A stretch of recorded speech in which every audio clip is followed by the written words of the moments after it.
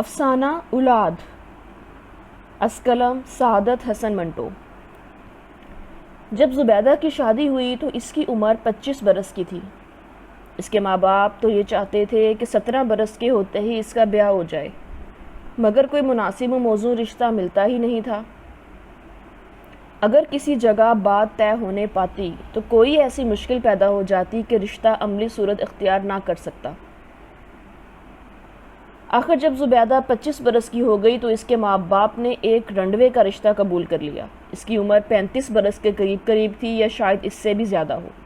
صاحب روزگار تھا، مارکیٹ میں کپڑے کی تھوک فروشی کی دکان تھی، ہر ماہ 500-600 روپے کما لیتا تھا۔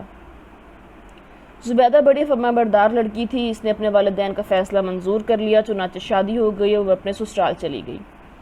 اس کا خاوند جس کا نام علم الدین تھا بہت شریف اور محبت کرنے والا ثابت ہوا۔ زبیدہ کی ہر آسائش کا خیال رکھتا، کپڑے کی کوئی کمی نہیں تھی، حالانکہ دوسرے لوگ اس کے لیے ترستے تھے۔ 40,000 اور 3 کا لٹھا شنوں اور 2 گھوڑے کی بوسکی کے تھانوں کے تھان زبیدہ کے پاس موجود رہتے تھے۔ وہ اپنے میکے ہر ہفتے جاتی۔ ایک دن وہ گئی تو اس نے دیوڑی میں قدم رکھتے ہی بین کرنے کی آواز سنی۔ اندر گئی تو معلوم ہوا کہ اس کا باپ اچانک دل کی حرکت بند ہونے کے باعث مر گیا ہے۔ اب زبیدہ کی ماں اکیلی رہ گئی تھی۔ گھر میں سوائے ایک نوکر کے اور کوئی بھی نہیں تھا۔ اس نے اپنے شوہر سے درخواست کی کہ وہ اسے اجازت دے کہ وہ اپنی بیوہ ماں کو اپنے پاس لے گئے۔ علم الدین نے کہا، اجازت لینے کی کیا ضرورت تھی؟ یہ تمہارا گھر ہے اور تمہاری ماں میری ماں، جاؤ انہیں لے آؤ۔ جو سامان وغیرہ ہوگا اس کو یہاں لانے کا بندوبست میں بھی کیے دیتا ہوں۔ زبیدہ بہت خوش ہو گئی۔ گھر کافی بڑا تھا، 2-3 کمرے خالی پڑے تھے۔ وہ تانگے میں گئی اور اپنی ماں کو ساتھ لے آئی۔ علم الدین نے سامان اٹھوانے کا بندوبست کر دیا تھا، چنانچہ وہ بھی پہنچ گیا۔ زبیدہ کی ماں کے لیے کچھ سوچ و بچار کے بعد ایک کمرہ مختص کر دیا گیا۔ وہ بہت ممنون و متشکر تھی، اپنے داماد کے حسن سلوک سے بہت متاثر۔ اس کی جی میں کئی مرتبہ یہ خواہش پیدا ہوئی کہ وہ اپنا سارا زیور جو کئی ہزاروں کی مالیت کا تھا اس کو دے دے کہ وہ اپنے کاروبار میں لگائے اور زیادہ کمائے، مگر طبعاً وہ کنجوس تھی۔ ایک دن اس نے اپنی بیٹی سے کہا، مجھے یہاں آئے 10 مہینے ہو گئے ہیں، میں نے اپنی جیب سے ایک پیسہ بھی خرچ نہیں کیا، حالانکہ تمہارے مرحوم باپ کے چھوڑے ہوئے 10,000 روپے میرے پاس موجود ہیں اور زیور الگ۔ زبیدہ انگیٹھی کے کوئلوں پر پھلکا سیک رہی تھی۔ ماں، تم بھی کیسی باتیں کرتی ہو؟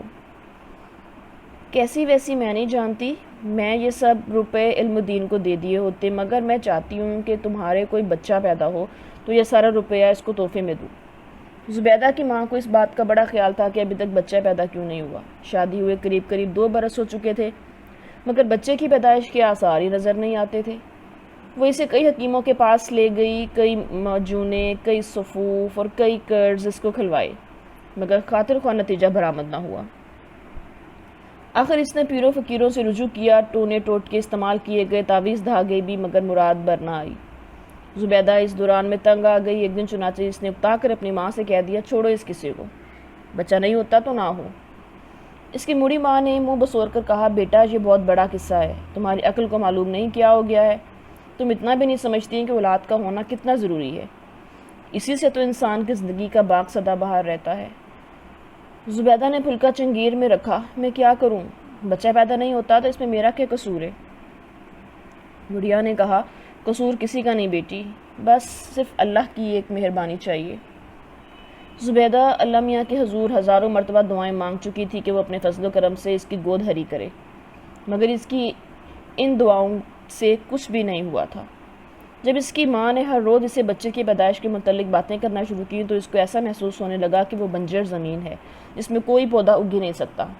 راتوں کو وہ عجیب و غریب سے خواب دیکھتی، بڑی اوٹ پٹانگ قسم کے۔ کبھی یہ دیکھتی کہ وہ لکو دک صحرا میں کھڑی ہے، اس کی گود میں ایک گل کوتنا سا بچہ ہے جسے وہ ہوا میں اتنے زور سے اچھالتی ہے کہ وہ آسمان تک پہنچ کر غائب ہو جاتا ہے۔ کبھی یہ دیکھتی کہ وہ اپنے بستر میں لیٹی ہے جو ننھے منھے بچوں کے زندہ متحرک گوشت سے بنا ہے۔ ایسے خواب دیکھ دیکھ کے اس کو دل و دماغ غیر متوازن ہو گیا۔ بیٹھے بیٹھے اس کے کانوں میں بچوں کے رونے کی آوازیں آنے لگتی اور وہ اپنی ماں سے کہتی، یہ کس کا بچہ رو رہا ہے؟ اس کی ماں نے اپنے کانوں پر زور دے کر آواز سننے کی کوشش کی۔ جب کچھ سنائی نہ دیا تو اس نے کہا، کوئی بچہ نہیں رو رہا۔ نہیں ماں، رو رہا ہے، بلکہ رو رو کے ہلکان ہوئے جا رہا ہے۔ اس کی ماں نے کہا یا تو میں بہری ہو گئی ہوں یا تمہارے کان بجنے لگے ہیں۔ زبیدہ خاموش ہو گئی، لیکن اس کے کانوں میں دیر تک کسی نوازیدہ بچے کے رونے اور بلکنے کی آوازیں آتی رہیں۔ اس کو کئی مرتبہ یہ بھی محسوس ہوا کہ اس کی چھاتیوں میں دودھ اثر اتر رہا ہے۔ اس کا ذکر اس نے اپنی ماں سے نہ کیا، لیکن جب اندر اپنے کمرے میں تھوڑی دیر آرام کرنے کے لیے گئی تو اس نے قمیض اٹھا کر دیکھا اس کی چھاتیاں ابھری ہوئی تھیں۔ بچے کے رونے کی آواز اس کے کانوں میں اکثر ٹپکتی رہی، لیکن وہ اب سمجھ گئی تھی کہ یہ سب وہم ہے۔ حقیقت صرف یہ ہے کہ اس کے دل و دماغ پر مسلسل ہتھوڑے پڑتے رہے ہیں کہ اس کے بچہ کیوں نہیں ہوتا، اور وہ خود بھی بڑی شدت سے وہ خلا محسوس کرتی ہے جو کسی بیاہی عورت کی زندگی میں نہیں ہونا چاہیے۔ وہ بہت اداس رہنے لگی۔ محلے میں بچے شور مچاتے تو اس کے کان پھٹنے لگتے۔ اس کا جی چاہتا کہ باہر نکل کر ان سب کا گلا گھونٹ دے۔ اس کے شوہر علم الدین کو اولاد ولاد کی کوئی فکر نہیں تھی۔ وہ اپنے بیوپار میں مگن تھا۔ کپڑے کے بھاؤ روز بروز چڑھ رہے تھے۔ آدمی چونکہ ہوشیار تھا، اس لیے اس نے کپڑے کا کافی ذخیرہ جمع کر رکھا تھا۔ اب اس کی ماہانہ آمدن پہلے سے دگنا ہو گئی تھی، مگر اس کی آمدن کی زیادتی سے زبیدہ کو کوئی خوشی حاصل نہیں ہوتی تھی۔ جب اس کا شوہر نوٹوں کی گڈی اس کو دیتا تو وہ اسے اپنی جھولی میں ڈال کر دیر تک انہیں لوری دیتی رہتی، پھر وہ انہیں اٹھا کر کسی خیالی جھولے میں بٹھا دیتی۔ ایک دن علم دین نے دیکھا وہ نوٹ جو اس نے اپنی بیوی کو لا کر دیے تھے دودھ کی پتیلی میں پڑے تھے۔ وہ بہت حیران ہوا کہ یہ کیسے یہاں پہنچ گئے۔ چنانچہ اس نے زبیدہ سے پوچھا، یہ نوٹ دودھ کی پتیلی میں کس نے ڈالے ہیں؟ زبیدہ نے جواب دیا، بچے بڑے شریر ہیں، یہ حرکت انہیں کی ہوگی۔ علم الدین بہت متحیر ہوا، لیکن یہاں بچے کہاں ہیں؟ زبیدہ اپنے خاوند سے کہیں زیادہ متحیر ہوئی، کیا ہمارے ہاں بچے نہیں ہیں؟ آپ بھی کیسی باتیں کرتے ہیں؟ ابھی اسکول سے واپس آتے ہوں گے، ان سے پوچھوں گی یہ حرکت کس نے کی تھی۔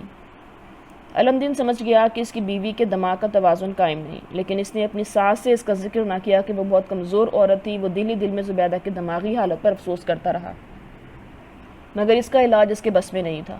اس نے اپنے کئی دوستوں سے مشورہ لیا، ان میں سے چند ایک نے کہا کہ پاگل خانے میں داخل کرا دو، مگر اس کے خیال ہی سے اسے وحشت ہوتی تھی۔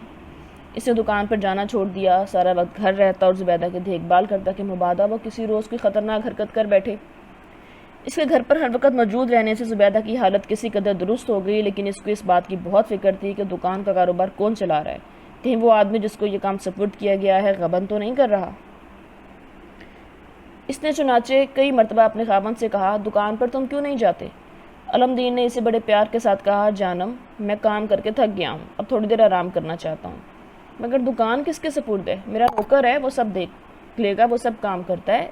کیا ایماندار ہے؟ ہاں بہت ایماندار ہے، دمڑی دمڑی کا حساب دیتا ہے، تم کیوں فکر کرتی ہو؟ زبیدہ نے بہت متفکر ہو کر پوچھا، مجھے کیوں فکر نہ ہوگی؟ بال بچے دار ہوں، مجھے اپنا تو کچھ خیال نہیں، لیکن ان کا تو ہے۔ یہ آپ کو نوکر اگر آپ کا روپیہ مار گیا تو یہ سمجھیے کہ بچوں۔ علم دین کی آنکھوں میں آنسو آ گئے۔ زبیدہ ان کا اللہ مالک ہے، ویسے میرا نوکر بہت وفادار ہے اور ایماندار ہے، تمہیں کوئی تردد نہیں کرنا چاہیے۔ مجھے تو کسی قسم کا تردد نہیں ہے، لیکن بعض اوقات ماں کو اپنے اولاد کے متعلق سوچنا ہی پڑتا ہے۔ علم دین بہت پریشان تھا کہ کیا کرے۔ زبیدہ سارا دن اپنے خیالی بچوں کے کپڑے سیتی رہتی، ان کی جرابیں دھوتی، ان کے لیے سویٹر بنتی۔ کئی بار اس نے اپنے خاوند سے کہہ کر مختلف سائز کی چھوٹی چھوٹی سینڈلیں منگوائیں جنہیں وہ ہر صبح پالش کرتی تھی۔ علم الدین یہ سب دیکھتا رہا اور اس کا دل رونے لگا، اور وہ سوچتا کہ شاید اس کے گناہوں کی سزا اس کو مل رہی ہے۔ یہ کیا گناہ تھے؟ اس کا علم علم دین کو نہیں تھا۔ ایک دن اس کا دوست اس سے ملنے کے لیے آیا، وہ بہت پریشان تھا۔ علم دین نے اسے پریشانی کی وجہ دریافت کی تو اس نے بتایا کہ اس کا ایک لڑکی سے معاشقہ ہو گیا تھا، اب وہ حاملہ ہو گئی ہے۔ اسکات کے تمام ذرائع استعمال کیے گئے ہیں مگر کامیابی نہیں ہوئی۔ علم دین نے اسے کہا، دیکھو اسکات کی کوشش نہ کرو، بچہ پیدا ہونے دو۔ اس کے دوست نے جیسے ہونے والے بچے سے کوئی دلچسپی نہیں تھی، کہا، میں بچے کا کیا کروں گا، مجھے دے دینا۔ بچہ پیدا ہونے میں کچھ دیر تھی، اس دوران علم دین نے اپنی بیوی زبیدہ کو یقین دلایا کہ وہ حاملہ ہے اور 1 ماہ کے بعد اس کا بچہ پیدا ہو جائے گا۔ زبیدہ بار بار کہتی، مجھے اب زیادہ اولاد نہیں چاہیے، پہلے ہی کیا کم ہے۔ علم دین خاموش رہا۔ اس کے دوست کے داشتہ کہ لڑکا پیدا ہوا جو علم دین نے زبیدہ کے پاس جو کہ سو رہی تھی لٹا دیا اور اسے جگا کر کہا، زبیدہ تم کب تک بے ہوش پڑی رہو گی، یہ دیکھو تمہارے پہلو میں کیا ہے۔ زبیدہ نے کروٹ لی تو دیکھا کہ اس کے ساتھ ایک ننھا منا بچہ ہاتھ پاؤں مار رہا ہے۔ علم دین نے اس سے کہا، لڑکا ہے، اب خدا کے فضل و کرم سے ہمارے 5 بچے ہو گئے ہیں۔ زبیدہ بہت خوش ہوئی، یہ لڑکا کب پیدا ہوا؟ صبح 7 بجے، اور مجھے اس کا علم ہی نہیں، میرا خیال ہے درد کی وجہ سے میں بے ہوش ہو گئی تھی۔ علم دین نے کہا، ہاں ایسی ہی کوئی بات تھی، لیکن اللہ کے فضل و کرم سے سب ٹھیک ہو گیا۔ دوسرے روز جب علم دین اپنی بیوی کو دیکھنے گیا تو اس نے دیکھا کہ وہ لہو لہان ہے، اس کے ہاتھ میں اس کا کٹ تھروٹ اس طرح ہے، وہ اپنی چھاتیاں کاٹ رہی ہے۔ علمدین نے اس کے ہاتھ سے اس طرح چھین لیا، یہ کیا کر رہی ہو تم؟ زبیدہ نے اپنے پہلو میں لیٹے ہوئے بچے کی طرف دیکھا اور کہا، ساری رات بلکتا رہا ہے لیکن میری چھاتیوں میں دودھ نہ اترا، لعنت ہے ایسی۔ اس سے آگے وہ کیا کچھ کہتی رہی، کچھ نہ کہہ سکی، خون سے لتھڑی ہوئی ایک انگلی اس نے بچے کے منہ کے ساتھ لگا دی اور ہمیشہ کی نیند سو گئی۔